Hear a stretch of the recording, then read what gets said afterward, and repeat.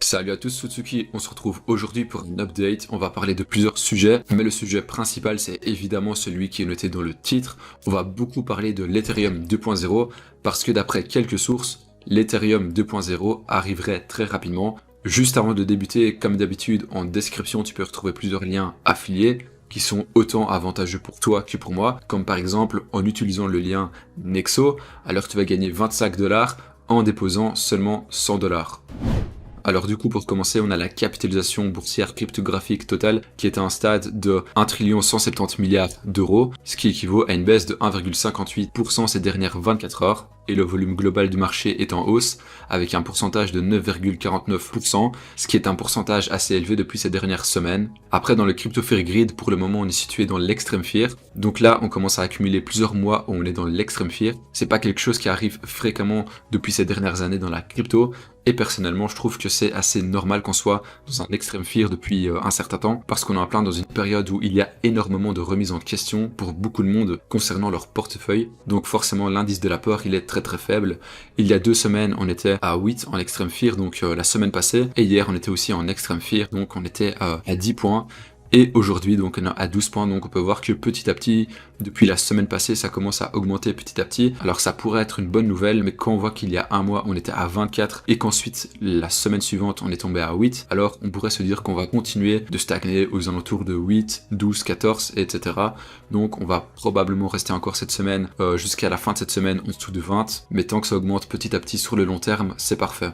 Ensuite là on se retrouve sur CoinMarketCap pour les cryptos majeurs, par exemple l'Ether BTC était monté à la hausse durant tout le week-end passé pour au final rechuter ce lundi en fin de journée. Et d'ailleurs pour le BTC on a officiellement dépassé le cap historique des 8 semaines de pertes consécutives, et comme je le disais dans la dernière vidéo d'update, j'expliquais que ce n'était pas seulement sur le marché du BTC mais aussi sur le marché du S&P 500 et le Nasdaq, et on a conclu que le BTC était très corrélé avec les autres marchés mondiaux et que ça pourrait potentiellement avoir un impact sur le BTC étant donné qu'énormément de personnes investissent sur le BTC sur le long terme pour éviter les marchés externes au BTC. Et par rapport au taux de perte, le BTC a perdu presque 40% ces dernières semaines, où pour le moment son prix se négocie entre 25 000 € et 30 000 €. Et si on prend le graphique journalier, on peut voir que ces derniers jours, le cours est assez stable, donc ça stagne énormément. Donc ça fluctue réellement entre 30 000 et 25 000. Ça va ni plus haut ni plus bas. Alors par rapport à tout le marché global de la crypto, pour le moment, on est en plein dans un rallye bear market.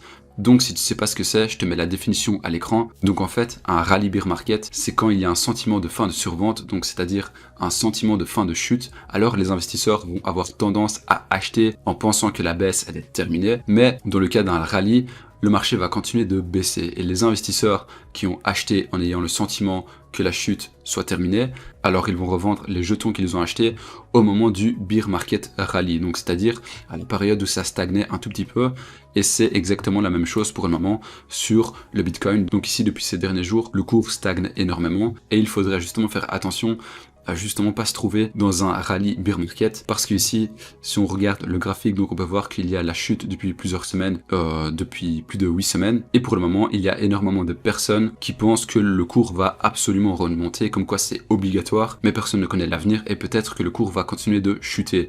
Donc il faut absolument faire attention à ça.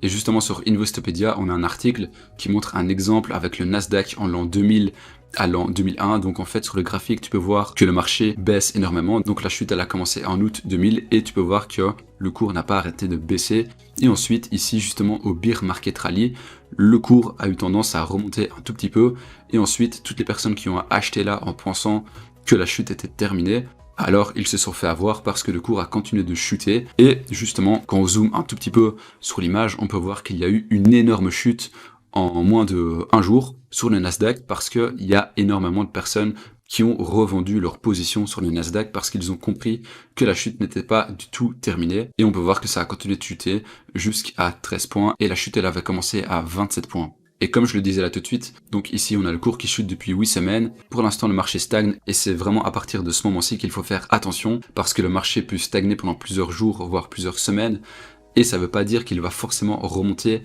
à son point le plus haut, mais il va peut-être continuer de chuter, et c'est là où il faut faire attention à pas se faire piéger bêtement.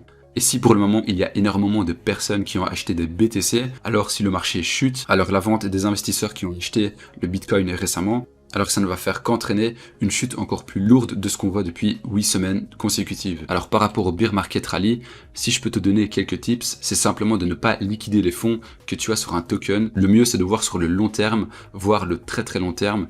Personnellement, je pense que par exemple le BTC aura toujours un mouvement haussier, peut-être pas à des prix comme des 10 millions comme certains peuvent prédire, mais à une tendance haussière sur le long terme, mais potentiellement une tendance haussière sur le long terme après cette tendance baissière qu'on vit actuellement. Et fondamentalement, qu'on se le dise, une hausse sur le cours du BTC, c'est plus que probable.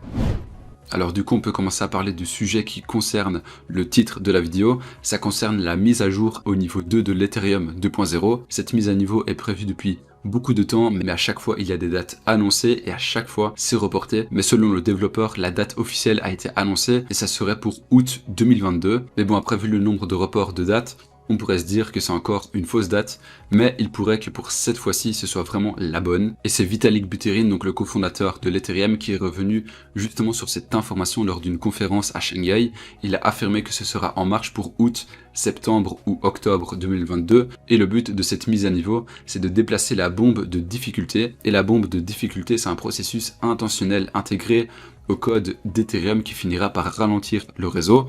Donc là, je suis juste en train de lire le texte qui est affiché à l'écran. L'équipe de développement l'a incorporé pour 2 raisons principales: pour encourager les développeurs à pousser la transition de preuve de participation et rendre plus difficile pour les mineurs de rester sur la chaîne de preuve de travail après l'événement. Et ils ajoutent aussi que la bombe de difficulté a été reportée plusieurs fois dans le passé pour s'assurer que le réseau continue de fonctionner correctement.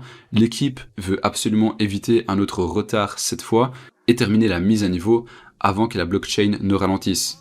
Alors quand je parle de mise à niveau, je parle bien évidemment de la fusion, et c'est noté noir sur blanc qu'après la fusion de l'Ethereum, ça marquera la fin de la preuve de travail pour l'Ethereum et ça ouvrira une nouvelle ère d'un Ethereum plus durable et respectueux de l'environnement. Et arrivé à ce stade-là, Ethereum fera un pas de plus vers la réalisation de la pleine échelle, de la sécurité et de la durabilité décrite par l'objectif que veut obtenir justement l'équipe d'Ethereum. Et personnellement, je pense qu'au moment où la fusion sera faite, on verra le prix de l'Ethereum monter au-dessus de celui qu'on connaît actuellement, c'est-à-dire 1800 €. Alors c'est un peu comme le Bitcoin, pour le moment ça fluctue de jour en jour, mais ça stagne aussi en même temps.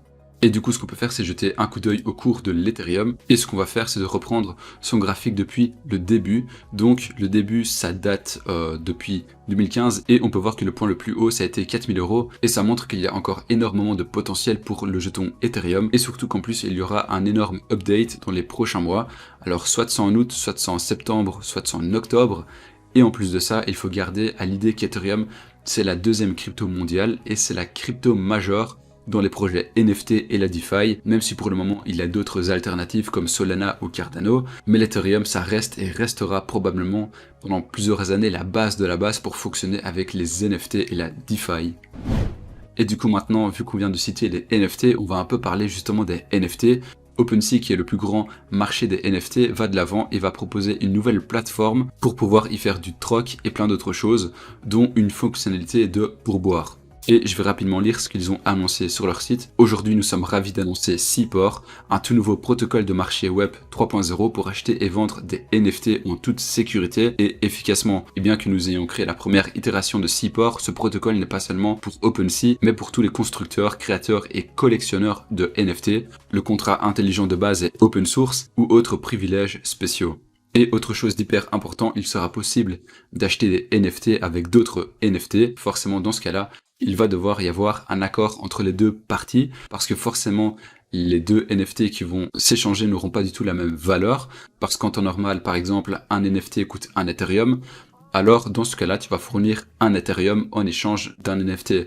Et dans le cas d'un échange d'un NFT à un autre, peut-être que l'un des deux NFT valent un Ethereum, et l'autre, c'est pas égal, donc forcément dans ce cas-là, il va devoir y avoir un accord entre les deux parties.